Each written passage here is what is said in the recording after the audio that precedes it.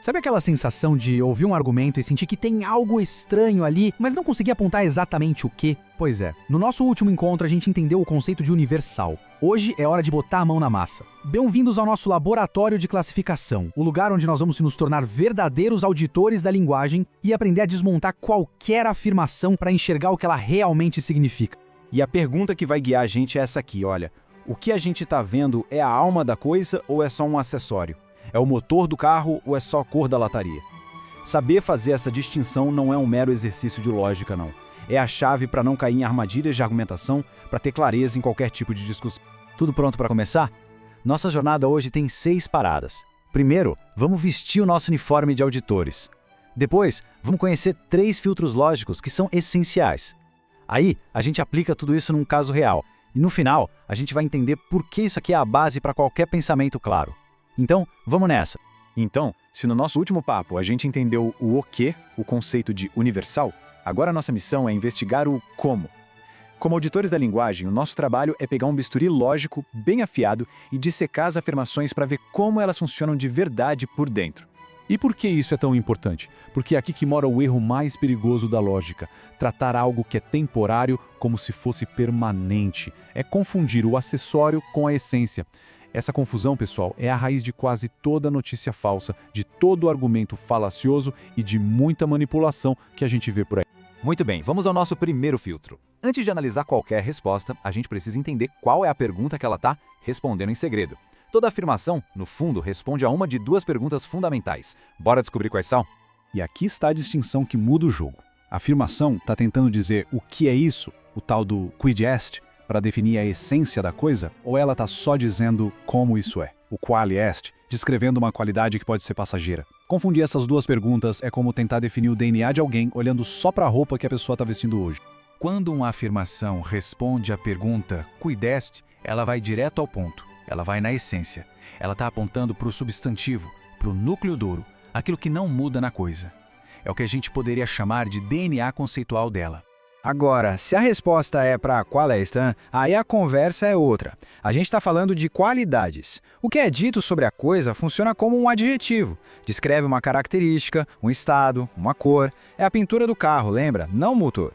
Vamos ver isso funcionando com o bom e velho Sócrates. Se a gente pergunta o que é Sócrates, a resposta essencial, o quid, é homem. Agora, se a pergunta for como ele é, aí sim, o quali, a gente pode dizer racional, filósofo, grego. Percebe a diferença? Todas essas coisas são verdadeiras sobre ele, mas elas pertencem a categorias lógicas completamente diferentes. Ok, passamos pelo primeiro filtro. Agora, no segundo, a gente vai aprofundar um pouco mais essa análise. Aquilo que foi dito sobre o sujeito, está ligado ao núcleo dele, à sua definição. Voltando para a nossa analogia, estamos falando do motor ou do adesivo no para-choque? Esse filtro separa o que é dito essentialiter, ou seja, de forma essencial, daquilo que é accidentaliter, que é acidental. O que é essencial faz parte da identidade da coisa. Já o acidental é algo que acontece com ela, mas não a define. É um extra. Vamos pegar um ser humano como exemplo. Dizer que um humano é um animal racional é essencial. Está na definição. Se tirar isso, deixa de ser humano. Agora, dizer que ele é alto ou que está sentado, isso é acidental.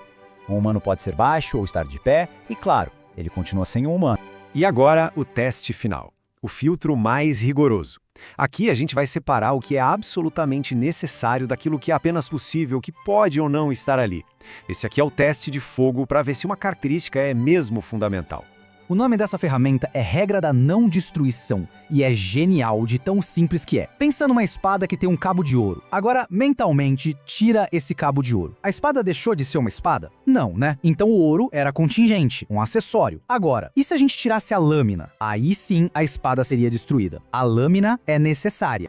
Bom, chega de teoria. Com as ferramentas em mãos, chegou a hora de ligar a nossa máquina de auditar e pegar uma afirmação do mundo real. Vamos ver nossos 3 filtros em ação, na prática. E o nosso paciente para análise de hoje é uma frase que todo mundo já ouviu. O Estado é corrupto. Muita calma aqui, a gente não vai discutir política. Vamos tratar essa frase como um objeto lógico e simplesmente passá-la pelos nossos filtros. Então vamos lá, primeiro filtro na mesa. A palavra corrupto está tentando definir o que é o Estado ou está descrevendo como o Estado está? Pensa um segundinho aí. É claro. Corrupto descreve uma condição, um estado em que o Estado pode se encontrar, mas não é a definição essencial dele. A definição seria algo tipo instituição que governa um território. Olha só com esse primeiro filtro, a afirmação já ficou muito mais precisa, não acha? E aqui está o relatório final da nossa auditoria. Vamos ler juntos. O tipo da predicação é quali, porque descreve uma qualidade. O vínculo é acidental, porque a corrupção não faz parte da definição de Estado. E aplicando a regra da não destruição, a firmeza é contingente, porque a gente consegue perfeitamente imaginar um Estado sem corrupção e ele ainda seria um Estado. Olha que interessante como uma afirmação que parecia uma verdade absoluta, na verdade foi toda qualificada e entendida na sua real estrutura lógica. E pode parecer um detalhe, um preciosismo, mas é aqui que a gente entende por que tudo isso importa tanto. Dominar essas ferramentas não é sobre ganhar debates na internet, é sobre construir uma base sólida, um alicerce firme para todo o nosso pensamento. E aqui vai um pequeno spoiler didático do que vem pela frente nos nossos estudos. Dominar essa distinção hoje é o que vai nos permitir, lá na frente, entender conceitos mais complexos como gênero, espécie e diferença. Se essa fundação aqui for instável, todo o prédio da lógica pode desmoronar depois. É uma habilidade fundamental, de verdade. E agora, o desafio está lançado.